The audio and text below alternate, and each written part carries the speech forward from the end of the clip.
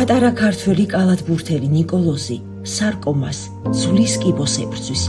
14 წლის ბიჭი, რომელიც სულ ცოტა ხნის წინ მოედანზე ბურთით დარბოდა, დღეს აუტანელი ტკივილის გამო საზოლიდან ვერ დგება.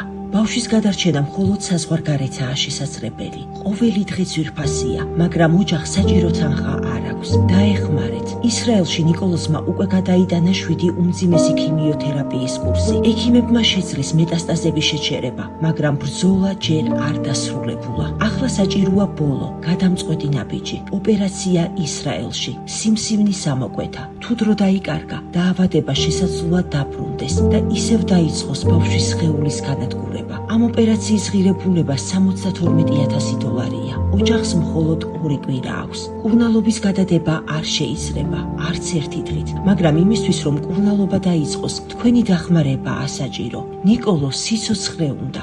გადარიცხეთ ნებისმიერი თანხა ჩერნოვეცკის ფონდის ოფიციალური საიტის მეშვეობით.